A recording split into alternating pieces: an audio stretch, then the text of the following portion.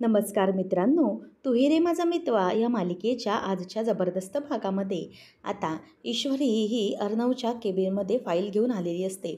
तिकडे अर्णव नसतो म्हणून तिचं लक्ष आता तिच्या आईवडिलांच्या लॉकेटकडे जातं. त्याच वेळेला तिच्या हातातील फाईल ती खाली टेबलवर ठेवते आणि लॉकेटकडे जाऊन बघते तर त्या लॉकेटवरची पेंडिंग अमाऊंट ही 44,850 रुपये असते. ती ते बघते आणि त्यानंतर मग तिच्या आईवडिलांचं लॉकेट बघू लागते आणि त्या लॉकेटमध्ये हृदयाच्या आकाराचे 2 कप्पे असतात ते ती बाजूला करते. त्याच्यामध्ये तिच्या आई आणि वडील या दोघांचेही फोटो असतात. मग ते फोटो ती बघत असते आणि ते फोटो बघताना आता मागून अर्णव येतो आणि ईश्वरी त्या लॉकेटशीच बोलत असते की आई बाबा कसे आहात तुम्ही? तुम्हाला तो भडकूचंद जास्त त्रास तर देत नाही ना? असं पटकन ती विचारते. तेवढ्यात मागून अर्णव आलेला असतो आणि अर्णव म्हणतो की नाही हां, मी अजिबात कोणालाही त्रास देत नाही. त्याच वेळेला मग आता लगेच ईश्वरी मागे बघते, ते लॉकेट तसंच ठेवून देते आणि ती गालातल्या गालात मिश्किल हसते आणि म्हणते की अरे सर, आलात तुम्ही? तेव्हा मग आता तो म्हणतो की अच्छा, मी यायला नको हवं होतं का? म्हणजे माझंच केबिन आहे ना हे, अर्थात मग मी इथे येणारच ना, असं तो तिला बोलतो. आणि त्याच वेळेला मग आता तो म्हणतो की तू इथे काय करत होतीस आणि या लॉकेटपाशी काय करत होतीस? तेव्हा मग ती म्हणते की ॲक्च्युली अर्णव सर काय ना, फाईल घेऊन आले होते आणि हे लॉकेट बघितलं आणि हे लॉकेट बघितल्यानंतर ना मला खरंच खूप आनंद होतो. म्हणजे हे लॉकेट जेव्हा जेव्हा मी बघते ना, तेव्हा तेव्हा माझ्या लक्षात येतं की तुमची अमाऊंट मला परत करायची आहे आणि मग ना काम करण्यासाठीचा जो काही उत्साह असतो ना, तो अगदी माझा खूप वाढतो हे लॉकेट बघून. मला असं होतं ना अर्णव सर, की कधी या लॉकेटचे मी तुमचे पूर्ण पैसे देते आणि त्यानंतर मग कधी मी मुंबई सोडून इंदोरला निघून जाते, असं मला वाटतं आणि खूप आनंद होतो. त्याच वेळेला मग अर्णवला तिच्या या वाक्याचा राग येतो आणि तो म्हणतो की बरं बरं, ठीक आहे. तसं पण तिथे तुझ्या इथे जसं काही तुझे इंदोरला वाटच बघत बसलेस, असं तो तोंडातल्या तोंडात पुटपुटतो. तेव्हा ईश्वरी म्हणते की काय काय झालं सर? तेव्हा मग तो म्हणतो की ते सोड, मला सांग काय काम होतं तुझं? तेव्हा ईश्वरी म्हणते की हां सर, हे बघा, तुम्ही सांगितलेत ना त्याप्रमाणे ही फाईल तयार करून आणली मी आणि एकदा ही फाईल चेक करून घ्या आणि हो, यामध्ये कोणत्याही प्रकारचे प्रिंटिंग मिस्टेक नाही आहेत बरं का, असं ईश्वरी त्याला म्हणते. आणि मग ईश्वरी त्याच्या हातात ती फाईल देते आणि अर्णव ती फाईल बघायला सुरुवात करतो आणि त्या फाईल्समधले पेपर्स बघत असताना ईश्वरीचं सारखं सारखं लक्ष हे आईबाबांच्या लॉकेटकडेच जात असतं. नंतर मग अर्णव ती फाईल बघतो आणि मनातच विचार करतो की काल रात्री ही मिस इंदोर होती कुठे? म्हणजे कळलं नाही आणि तिनेही स्वतःहून काल सांगितलं नाही मला की ती काल कुठे होती ते. त्यावेळेला मग आता अर्णवचं लक्ष पुन्हा लॉकेटकडे जातं आणि मग ईश्वरीकडे जातं. त्यावेळेला आता ईश्वरी ते लॉकेट सारखं सारखं बघत असते आणि त्याच वेळेला इथे आता अर्णव म्हणतो की काय मिस्टेक नाही आहेत, सगळ्या गडबड करून ठेवली आहे नुसती. ईश्वरी म्हणते काय झालं सर? अर्णव म्हणतो की प्रिंटिंग मिस्टेक तर नाही आहेत या फाईल्समध्ये, पण जे काही फाईल्सची अरेंजमेंट केली आहे सगळे चुकीचे पेपर्स लावून ठेवले आहेत, उलटसुलट आहेत सगळे, असं म्हणून तो पेपर्स खाली ठेवतो. तेव्हा ईश्वरी विचार करते की काय झालं, हे पेपर्स कसे असे लागले? मग अर्णव म्हणतो की काय, रात्रभर बाहेर भटकत राहायचं आणि मग सकाळी ऑफिसमध्ये येऊन झोपा काढायच्या, मग काय कामामध्ये चुकी तर होणारच ना. तेव्हा मग आता ईश्वरी ती फाईल घेते आणि बघायला सुरुवात करते आणि ईश्वरी आता मनातच म्हणते की बहुतेक मला फाईल तर मी बरोबर लावली आहे, परंतु सरांना जाणून घ्यायचं असेल काल रात्री मी कुठे होते आणि म्हणूनच बोलत आहेत. तेव्हा मग ईश्वरी पुन्हा अर्णवला फाईल देते आणि म्हणते की अर्णव सर, हे बघा, मला तरी वाटत नाही आहे की माझ्या या फाईल्समध्ये लावण्यामध्ये किंवा प्रिंटिंग मिस्टेक काहीही आहे. खरं तर जर तुम्हाला विचारायचं असेल की काल रात्री मी कुठे होते, तर तुम्ही मला डायरेक्ट विचारू शकता. उगीचच असं मला ताने मारण्याची काहीच गरज नाही आहे, असं ती त्याला म्हणते. त्याच वेळेला मग आता अर्णव म्हणतो की काय, तू काल रात्री कुठे होतीस याच्याशी माझं काय घेणं देणं होतं, माझ्याशी काय संबंध? तेव्हा नन ऑफ माय बिझनेस असं तो बोलतो आणि पटकन विचारतो की बरं, मग मला सांग तू की काल रात्री कुठे होतीस तू, काल मी तुला कॉल केला तेव्हा? तेव्हा आता ईश्वरी ही म्हणते की हां, गोल गोल घुमून घुमून विचारण्यापेक्षा डायरेक्ट विचारलं असतं तर. तेव्हा मग आता ईश्वरीला तो विचारतो की बरं, मी आता तुला विचारतोय, सांग कुठे होतीस तू? तेव्हा ईश्वरी म्हणते की काय ना अर्णव सर, आपल्या ऑफिसमधल्या त्या शलाकाताई आहेत ना, कॅन्टीन डिपार्टमेंटमधल्या, त्यांचं माहिती आहे ना की त्यांचा नवरा हा खूप प्रॉब्लेम करतो आहे, म्हणजे त्या खूप मोठ्या प्रॉब्लेममध्ये आहेत. त्यावेळेला मग अर्णव तिला म्हणतो की ओ, मी तर विसरूनच गेलो होतो. काय ना, तू ईश्वरी देसाई आहेस ना, सुपरवुमन, तू तर काहीच करू शकतेस. म्हणजे ईश्वरीला स्वतःचे प्रॉब्लेम म्हणजेच सोडवायला जमत नाहीत, परंतु इतरांचे प्रॉब्लेम सोडवण्यामध्ये ती माहीर आहे, हो ना? असं सरळ तो बोलून दाखवतो. त्यावेळेला ईश्वरी म्हणते की सर, असं काहीच नाही आहे. पण आता ती मनातल्या मनातच म्हणते की सांगायला गेले की असे बोलत असतात. त्यावेळेला ईश्वरीला तो म्हणतो की बरोबर, तू सुपरवुमन आहेस, तू काहीच करू शकतेस ना, बरोबर? त्याच वेळेला ईश्वरी म्हणते की सर, अहो तुम्ही असे का करताय? म्हणजे तुम्ही नेहमी असे चिडून का बोलता? म्हणजे तुम्ही नेहमी तिरकसपणे का बोलताय? तेव्हा तो म्हणतो की मी कुठे तिरकसपणे बोललो आहे? मी तर तुला सरळ शब्दातच विचारलं होतं ना. आणि तसंही मी किती चांगलं बोलून काय फायदा आहे? तू तर मला भडकू छंदच बोलून मोकळी झाली आहेस ना. म्हणजे आता तर तू सरळ मला म्हणाली होतीस ना समोर तिथे आईवडिलांच्या लॉकेटपाशी की मी भडकू छंद आहे. तर मग मला कुठे काही चांगलं बोलता येत असेल? मला कुठे काही चांगलं करता येतं? असं सरळ आता तो बोलून दाखवत असतो. त्याच वेळेला मग आता ईश्वरी म्हणत असते की सर, असं काहीही नाही आहे. मग आता अर्णव म्हणत असतो की जाऊ दे. ईश्वरी म्हणते की तुम्ही काळजी तर करत नाही, मग उगीच कशाला? त्याच वेळेला मग आता अर्णव म्हणतो की काळजी आहे म्हणून तर विचारत होतो ना. ठीक आहे, जाऊ दे. आणि हो, मी कशाला काळजी करायला हवी आहे? त्याच वेळेला आता ईश्वरी म्हणते की सर, तुमचं हे वागणं ना, म्हणजे मला कळतच नाही. ती तोंडातच पुटपुटते की काल जरा 2 शब्द प्रेमाने बोलले, पण आज परत वारे दुसऱ्या बाजूने व्हायला लागलेत. मग अर्णवला ती म्हणते की सर, ते काही नाही हो. काल तुम्ही 2 शब्द चांगले बोललात, पण आज 200 शब्द, आज तुमचे हे असे 200 शब्द ऐकून मला तर कधी-कधी असं वाटतं ना की सगळं हे ऑफिस-बिफिस सोडून निघून जावं. त्यावेळेला मग अर्णव हा तिला बाहेरचा रस्ता दाखवतो आणि म्हणतो की गो, आउट, असं म्हणून तिला जायला सांगतो. आणि नंतर ती गेल्यावर मनातच म्हणतो की झालं. इतकी सगळी बडबड करून गेली, पण शेवटी जे मेन होतं ते सांगितलेच नाही. काल रात्री कुठे होती ते विचारलं, ते तर तिने सांगितलंच नाही. खरंच ही मिस इंदोर ना, असं म्हणून तो आता तिच्यावर वैतागत असतो. आणि मग म्हणतो की जाऊ दे, आणि स्वतःच लॅपटॉप उघडतो आणि स्वतःच्याच कामाला आता अर्णव सुरुवात करतो. परंतु परत विचार मनात येतो की काल रात्री मिस इंदोर खरंच कुठे असेल? तेव्हा ईश्वरी ही वैतागत तिच्या टेबलवर येते आणि टेबलवर आल्यानंतर मग ती म्हणते की नुसती बडबड करायची नाही. म्हणजे जर समोर माणसाला काळजी असेल तर विचारायचं ना सरळ की कुठे होती म्हणून, परंतु नाही. आणि मग त्याच वेळेला इथे आता तिच्या डोक्यामध्ये विचार येतो की मला जे काही विचारायचं होतं त्यांना विचारायचं होतं ना मला, की मी कुठे होते वगैरे, हेच तर त्यांना जाणून घ्यायचं होतं. पण नाही, खरं तर यांना काय गरज आहे मी काल रात्री कुठे होती ते जाणून घेण्याची? यांचा काय संबंध आहे? खरं तर मी शलाकाताईंच्या बाबतीत बाहेर होते, यांना काय करायचं आहे? मग नंतर तिच्या डोक्यामध्ये विचार येतो की शलाकाताई म्हणजे कुठे गेल्या असतील त्या? मी त्यांना कॉल केला, परंतु त्या एकही कॉल रिसीव्ह करत नाही आहेत. असं का केलं असेल बरं शलाकाताईंनी? नाही म्हणजे त्यांनी इतकं ठरवलं होतं ना की त्या माणसाला धडा शिकवायचा. मग त्या अचानक असं का सोडून गेल्या असतील शहर? मला तर वाटतं आहे की आतापर्यंत त्या त्यांच्या गावी पोहोचल्या असतील. परंतु त्यांनी असं करायला नको हवं होतं. त्यांनी ही लढाई अर्ध्यामध्येच सोडायला नको हवी होती. त्यांना फोन करते तर त्या फोनही उचलत नाही आहेत. असं म्हणून आता पुन्हा ती वैतागलेली असते. त्यानंतर आपल्याला पाहायला मिळतं की राकेश हा ईश्वरीच्या घरी आलेला असतो आणि त्याच वेळेला त्याच्या हातामध्ये फोन असतो, जो फोन शलाकाचा असतो. आणि त्याच्या डोक्यामध्ये टेन्शन देखील असतं. शलाकाची बॉडी त्याच्या घरात असते आणि त्यामुळे त्याला टेन्शन असतं. त्याच वेळेला इथे आता आत्या येते आणि आत्या त्याला अगरबत्तीचा सगळा पुडा देते आणि म्हणते की हे घ्या. तेव्हा राकेश म्हणतो की थँक्यू आत्या. मग आत्या म्हणते की अहो राकेशजी, थँक्यू कशाला त्याच्यामध्ये, मला काय प्रॉब्लेम नाही आहे. पण मला सांगा की अचानक तुम्हाला इतका उदबत्तीचा पूर्ण पुडा कसा काय हवा झाला आज? म्हणजे काय आहे नक्की? तेव्हा तो म्हणायला लागतो की अहो आत्या, काय आहे ना की ना मी आजपासून ना पोथी वाचन सुरू करतो आहे ना. मग पोथी वाचन सुरू करायचं म्हटल्यावर एवढी अगरबत्ती तर हवीच ना. म्हणून म्हटलं की एवढ्या उदबत्त्या तर लागतीलच. काय ना मार्केटमध्ये गेलो, पूजेचं आणि पोथी वाचनाचं सर्व साहित्य घेऊन आलो हो, परंतु नेमके उदबत्तीच विसरलो. म्हणून म्हटलं की तुमच्याकडून घ्यावी उदबत्ती. तेव्हा आता लगेच जयू आत्या हसायला लागते. मग आता नम्रता म्हणते की अहो राकेशजी, तुम्ही घरी पोथीवाचन सुरू करताय का?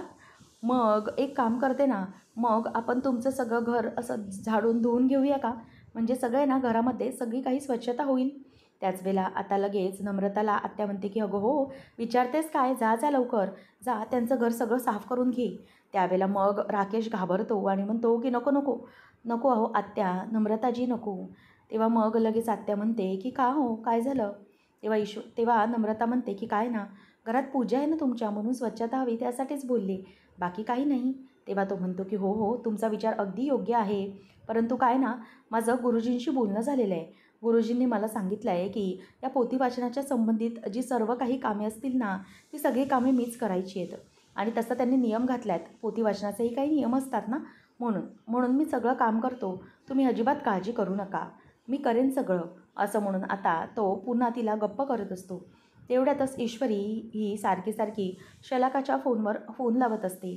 त्याच वेळेला इथे शलाकाचा फोन वाजत असतो आणि मग ईश्वरी ही फोन लावत असताना खिशातूनच लगेच पुन्हा तो फोन काढतो आणि त्यांचा नवीन मोबाईल दिसल्यावर लगेच नम्रता विचारते की हे काय, तुमचा हा नवीन फोन? तुम्ही कधी सांगितलंच नाही राकेशजी की तुमच्याकडे 2-2 फोन आहेत, असं ती त्याला विचारते. त्यावेळेला आता राकेश हा बघतो की ईश्वरीचा कॉल आला आहे आणि तो फोन पुन्हा कट करून टाकतो. आणि नंतर मग आता लगेच आत्या म्हणते की हो, तुमच्याकडे 2 फोन आहेत, कधी पाहिले नव्हते. तेव्हा तो म्हणतो की अहो ॲक्च्युली ना, हा जो फोन आहे ना, तो माझा फोन नाही आहे. मग नम्रता विचारते की कोणाचा आहे? तेव्हा तो म्हणतो की माझ्या क्लायंटचा फोन आहे. तेव्हा ईश्वरी विचार करते की नेमकं काय घडलं असेल? या शलाकाताई अजून फोन उचलायला का तयार नाही आहेत? मला कळत नाही आहे, त्या असं का वागतायत ते? असं म्हणून ईश्वरी जराशी आता वैतागलेली असते आणि विचार करते की काय असेल नेमकं? त्या कुठल्या प्रॉब्लेममध्ये तर नसतील ना? त्यांच्या गावी बघितलं पाहिजे का? असा विचार आता ईश्वरीच्या मनामध्ये येत असतो. नेमक्या त्यांनी काय केलं असेल? त्या अचानक का बरं गावी निघून गेल्या असतील? असा विचार येतो. त्याच वेळेला त्या लगेच राकेश म्हणतो की बरं चला मी येऊ का? त्यावेळेला तो आता निघत असतो आणि घाम पुसत असतो. मग जयवंते विचारते की अहो राकेशजी, हे काय?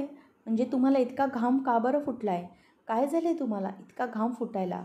तेव्हा मग आता तो पुन्हा टेन्शनमध्येच तिच्याकडे बघायला लागतो आणि म्हणतो की घाम, आणि स्वतःच्याच हाताने आणि रुमालाने तो घाम पुसायला लागतो. त्यावेळेला मग लगेच तो म्हणतो की उकाडा. आत्या अहो, उकाडाच केवढा आहे बाहेर बघा ना, आणि आता त्यात एप्रिल मे महिना म्हटल्यावर मला असं उघडतच असतं. बरं चला मी निघतो, उशीर होतो आहे, पोथी वाचनाला उशीर होईल, असं म्हणून तो निघून जातो. त्यावेळेला मग नम्रता म्हणते की बरं ठीक आहे, आणि नंतर तो निघून गेल्यावर लगेच नम्रता म्हणते की आत्या, मला ना कधी कधी या राकेशजींचं वागणं ना थोडं विचित्रच वागतं, काहीतरी वेगळंच वागतात असं वाटतं ना. तेव्हा मग आता लगेच आत्या म्हणते की छे गं नमू, मला असं काहीच वाटत नाही, उलट ते खरंच खूप चांगले आहेत ना. असं म्हणून आत्याही तिकडून निघून जाते. परंतु इथे नम्रताच्या मनामध्ये त्याच्याविषयी संशय निर्माण झालेला असतो. त्यानंतर आपल्याला पाहायला मिळतं की ऑफिसमधून आकाश हा नम्रताशी बोलत असतो. तेव्हा मग नम्रताला तो सांगत असतो की तुला माहिती आहे का आज काय घडत होतं ते? खरंच त्या दोघांमध्येही खरंच खूप चांगली मैत्री निर्माण होऊ शकते. तर त्यावर नमू म्हणते की हो, मला असं वाटतं की ईश्वरी आणि अर्णव सर या दोघांमध्ये चांगली मैत्री निर्माण होऊ शकते. त्यावेळेला लगेच आता आकाश तिला म्हणतो की बरोबर, म्हणजे तुझी आणि माझी मैत्री आहे तशी ना. तेव्हा मग नम्रता शांत होते आणि ती अगदी मोठा श्वास घेते, छातीत धडधड सुरू होते आणि मग ते दोघेही एकमेकांशी बोलत असतात आणि आकाश म्हणत असतो की यू नो वॉट नम्रता, अगं काल ना रात्री दादा ईश्वरीचे जे फोटो होते ना देवीच्या फंक्शनमधले, ते फोटोज तो रात्री लॅपटॉपमध्ये बघत होता. तर तेवढ्यात लावण्य तिथे येते आणि ते ऐकून तिचा खूप रागराग होत असतो. त्यावेळेला आता लगेच नम्रता म्हणते की काय खरं बोलताय तुम्ही आकाश सर? तेव्हा मग तो म्हणतो की हो. आणि तेवढ्यातच इथे आता लावण्य आवाज देते आणि म्हणते की आकाश 1 मिनिट, मला जरा बोलायचं आहे महत्त्वाचं. तेव्हा लगेच तो म्हणतो की I will call you back Namrata, आणि तो फोन ठेवून देतो. आणि मग लावण्य म्हणते की आकाश, डू यू थिंक की आपण आपल्या कंपनीमध्ये जे कोणी चांगले काम करतात त्यांना इन्सेंटिव्ह देत असतो? तेव्हा आकाश म्हणतो की येस राईट, बरोबर आहे तुझं, मग आता त्याचं काय मध्येच? तेव्हा मग लावण्य म्हणते की तसं नाही, आपल्याला US क्लायंटची मोठी डील ईश्वरीने मिळवून दिली आहे ना, म्हणूनच मग आपल्या कंपनीच्या रूल्सप्रमाणे आपण ईश्वरीला इन्सेंटिव्ह तर दिलेच पाहिजेत, बरोबर ना. त्याच्यासाठी तिला आपण इन्सेंटिव्ह दिलं पाहिजे, मला असंच वाटतं, तुला काय वाटतं आहे? तेव्हा मग तो म्हणतो की येस, मला तर बरोबर वाटतं आहे, परंतु तू तो ईश्वरीला इन्सेंटिव्ह देण्याचा विचार करते. तेव्हा मग ती म्हणते की हो, येस, ऑफकोर्स. आपल्या कंपनीच्या रूल्सप्रमाणे मी हे सगळं बोलते आहे. परंतु किती amount I have not eight decided. परंतु बघूया आपण पुढे काय. तेव्हा मग आकाशही त्याला होकार दर्शवतो आणि पॅम म्हणते की येस, मॅम बरोबर बोलत आहेत. आपल्या कंपनी पॉलिसीजप्रमाणे इन्सेंटिव्ह तर मिळालेच पाहिजे चांगल्या परफॉर्मन्ससाठी. तेव्हा मग आता आकाशला ती म्हणते की तू एक काम कर, तू जाऊन या बाबतीत ARशी डिस्कस कर. मग आपण अमाऊंट ठरवूया. कारण मी ARशी बोलायला गेले तर थोडं वेगळंच काहीतरी होईल. त्यापेक्षा तू त्याच्याशी बोलून घे. मग आता तो आकाश निघून जातो आणि ते मनातल्या मनात लावण्या विचार करते की येस, आता ती ईश्वरी ही ते पैसे इन्सेंटिव्हचे मिळवेल आणि स्वतःच्या लॉकेटचे पैसे देऊन टाकेल आणि नंतर मग फायनली ती हे ऑफिस सोडून निघायला मोकळी झाली. आणि त्याच्यासाठीच मी हे सगळं करते. पॅम, तुझ्या लक्षात आलं आहे का की माझा काय प्लॅन आहे तो. तेव्हा पॅम म्हणते की येस मॅम, हा सुपर प्लॅन आहे. लावण्या म्हणते की काय झालं तरीही आता लवकरात लवकर त्या ईश्वरी देसाईला हे इन्सेंटिव्ह मिळालं की ती हे ऑफिस सोडून जायला मोकळी. आणि त्याच्यासाठीच मी हे सगळं करते आहे. काही झालं तरीही त्या ईश्वरीला हे ऑफिस सोडून जायला मला काही करून भाग पाडायचेच आहे, असं ती स्वतःशीच म्हणते. आता अर्णव हा त्याच्याच केबिनमध्ये बसून काम करतच विचार करत असतो आणि ईश्वरीच्या बाबतीत घडलेला जो काही प्रकार असतो तो प्रकारच आता तो आठवत असतो. आणि तेवढ्यातच आता त्याचंही लक्ष त्या ईश्वरीच्या आईबाबांच्या लॉकेटकडे जातं आणि तो ते बघतच राहतो आणि त्याला त्या लॉकेटविषयीची आठवण आठवते. ती म्हणजे की ज्या दिवशी ईश्वरीकडून त्याच्या गाडीची काच फुटली जाते तेव्हा ईश्वरी म्हणते की सर, खरंच मला माफ करा, माझ्याकडून चुकून झालं. परंतु जोपर्यंत मी हे पैसे म्हणजेच माझं आईबाबांचं लॉकेट तुम्ही प्लीज परत द्या. तेव्हा तो म्हणतो की नाही, हे लॉकेट तुला परत तेव्हाच मिळेल जेव्हा तू माझे पैसे पूर्ण या गाडीच्या काचेचे पूर्ण करशील. आणि नंतर पुढे त्याला आठवतं ईश्वरीला कामावर ठेवून घेतल्यानंतर तो म्हणतो की 15 दिवस तू माझे असिस्टंट म्हणून काम करायला केपेबल असशील तरच मग पुढे तुला काम मिळेल. आणि हो, जर तुला काम करता आले नाही तर तुला सात्विक फॅशनला 1,00,000 रुपयाचा दंड द्यावा लागेल. तेव्हा ईश्वरी म्हणते की हो, मी ईश्वरी संजय देसाई तुमचं हे चॅलेंज एक्सेप्ट करते. आणि ह्या सगळ्या गोष्टी ती त्याला बोलून दाखवते. आणि त्यानंतर मग आता ईश्वरी ही त्याच्याजवळच बघत असते. आणि दुसऱ्याच म्हणजेच नंतरच्या काही क्षणानंतर ऑफिसच्या पाडव्याच्या दिवशी ईश्वरीने त्याच्याच आईचं मशीन चालू केलेलं असतं. आणि सर, मी प्रयत्न केले आणि तुमच्या आईचं मशीन झालं सुरू, असं त्याला आठवतं. आणि नंतर मग ईश्वरीच्या हातावर तो गाल ठेवून बसलेला असतो ही त्याला आठवतं. नंतर ईश्वरीला तो काही पैसे द्यायला जाणार तेवढ्यात ईश्वरी म्हणालेली असते की सर, तुमच्या आईचं हे मशीन आहे ते प्राईसलेस आहे. मग मी हे मशीन सुरू केलं आहे तर प्लीज तुम्हीही ते मशीन सुरू करण्याची किंमत ठरवू नका. काही गोष्टी या अनमोल असतात आणि त्या तशाच राहिलेल्या बऱ्या असतात. ही ईश्वरीची सगळी काही वाक्य त्याला आठवत असतात. तेवढ्यात तिथे आकाश येतो. आकाश हा त्याला आवाज देतो आणि म्हणतो की ब्रो. आणि त्याच वेळेला आता तो आकाशकडे बघायला लागतो. आणि आकाशच्या लक्षात आलेलं असतं की ईश्वरीचाच विचार पुन्हा एकदा दादा करत आहे म्हणून. मग तो म्हणतो की ब्रो, अरे नक्की कोणता विचार सुरू आहे तुझ्या डोक्यामध्ये. त्यावेळेला आता अर्णव म्हणत असतो की कामाचं काय ते बोल, काय बोलायचं होतं तुला. तेव्हा आता लगेच आकाश सांगायला लागतो की तुला माहिती आहे आपल्या कंपनीच्या पॉलिसीजप्रमाणे आपण आपल्या स्टाफला जर कुठलं चांगलं काम केलं असेल तर इन्सेंटिव्ह देतो. तेव्हा लगेच तो म्हणतो की येस, माहिती आहे मला. मग तो सांगतो की ईश्वरीने एक चांगलं काम केलं आहे, ते म्हणजे आपली मोठी USची डील तिने क्रॅक केली आहे. त्यामुळे मला वाटतं आहे की तिला इन्सेंटिव्ह मिळायला पाहिजे, बरोबर की नाही. त्यामुळे तिला हे इन्सेंटिव्ह दिलं पाहिजे असं मला वाटतं, असं तो त्याला बोलतो. त्याच वेळेला आता लगेच आकाशला तो म्हणतो की खरंच हा विचार तुझ्या डोक्यामध्ये आला आहे का. म्हणजे हा तर डिपार्टमेंट लावण्य बघते ना, सो तू. तेव्हा मग आकाश म्हणतो की हो, मला माहिती आहे. परंतु काय ना, काही झालं तरीही आपण सगळ्या गोष्टींचा विचार केला पाहिजे म्हणून माझ्या डोक्यात आलं. आता हे ऐकल्यावरती त्याला आनंद होतो आणि म्हणतो की बरं वाटलं मला, तो आपल्या ऑफिसच्या स्टाफबद्दल विचार करतोस ते. तेव्हा आकाश म्हणतो की ऑफिसच्या स्टाफबद्दल विचार करतो म्हणून की ईश्वरीबद्दल विचार करतो म्हणून. तेव्हा मग लगेच तो म्हणतो की अच्छा, तुझी आता ही वायफळची बडबड करून झाली असेल तर go go get back to your work, असं म्हणून तो त्याला जायला सांगतो. आणि नंतर मग तो तिथून निघून जातो. आणि मग मनातल्या मनातच आता स्वतःशीच तो बोलत असतो की मिस इंदोरला हे सगळं आता देणं गरजेचंच आहे. तिला तिचा कामाचा मोबदला मिळाला पाहिजे. तर इथे आजी आणि मामा दोघेजणही बोलत बसलेले असतात. आजी म्हणते की लवकरात लवकर आपल्याला गुरुजींशी बोलून घेतलं पाहिजे ना. म्हणजे काय ना, सगळ्या गोष्टी लवकरात लवकर घडल्या पाहिजेत. काय ना, आम्हाला असं वाटतंय की लवकरात लवकर अर्णवची आणि ईश्वरीची पत्रिका ही गुरुजींना दाखवली गेलीच पाहिजे. तितक्यात आता गुरुजींशी बोलून घ्यायला हवं असं आजी म्हणत असतानाच तिथे वल्लरी येते आणि वल्लरी म्हणते की नाही, मला तरी वाटत नाही की गुरुजींशी यावेळेला बोलणं होऊ शकतं. तेव्हा वल्लरीला आजी म्हणते की अगं हे काय बोलतेस काय तू? तेव्हा ती म्हणते की अहो मी माझं म्हणणं बोलत नाही आहे. तुम्हाला माहिती आहे ना आपल्या गुरुजींचं कसं असतं ते. अहो ते एकदा की बाहेर फिरायला गेले की काही काही दिवस लांबचे येत नाहीत. त्यांची सवयच आहे ना. म्हणजे कुठे बाहेर फिरायला गेले की अगदी भारत भ्रमण करेपर्यंत ते नुसते फिरतच राहतात आणि फिरतीवरच असतात. म्हणून मी आपली म्हटले, बाकी काय, बाकी तुम्हाला बघायचं आहे तर तुम्ही बघून घ्या.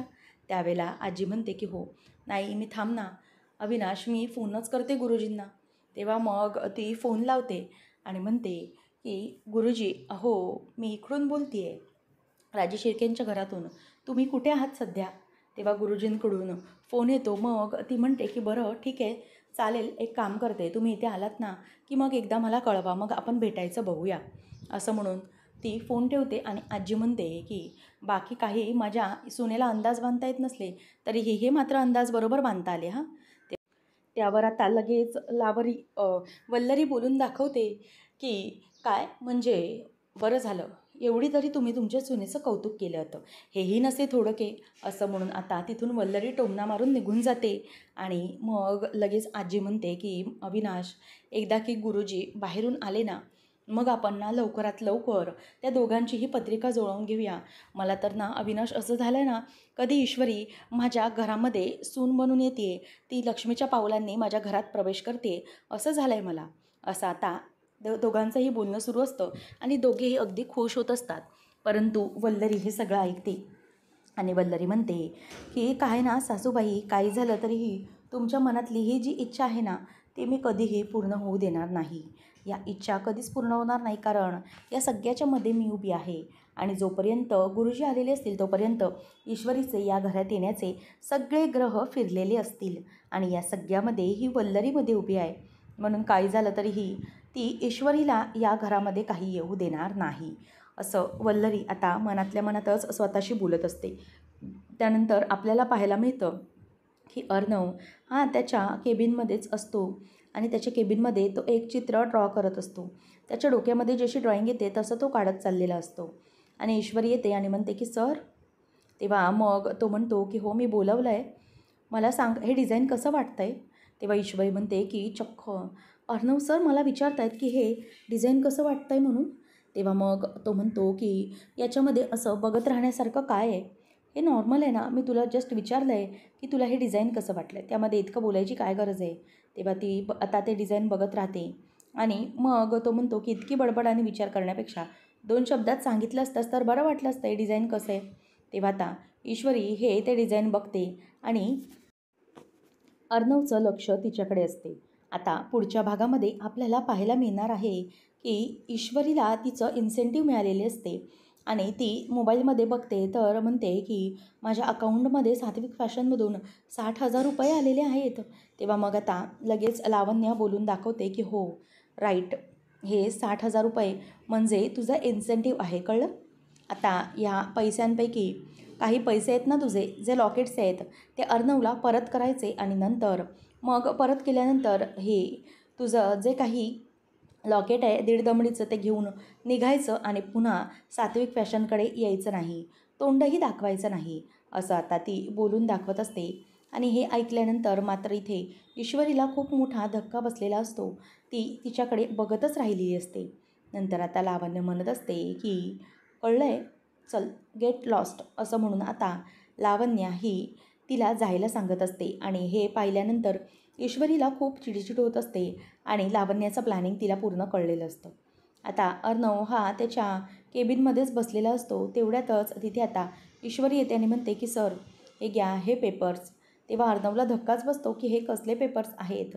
त्यावेळेला मग आता ती म्हणते की अर्णव सर हे घ्या माझे रेजिग्नेशनचे लेटर, शिवाय तुमचे जे काही पैसे आहेत ना ते पैसे लॉकेट्सचे मी परत करत आहे.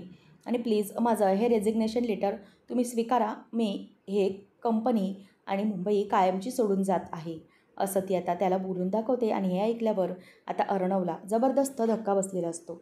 आता ईश्वरी असं का वागते, त्याच्या वागण्यामागचं कारण हे त्याला कळत नाही. पण आता नेमकं ईश्वरीकडून अर्णव सगळं सत्य समजून घेतल्यानंतर लावण्याचे काय हाल होणार पाहणं रंजकतेचं ठरेल. अशाच अपडेटसाठी चॅनलला सबस्क्राईब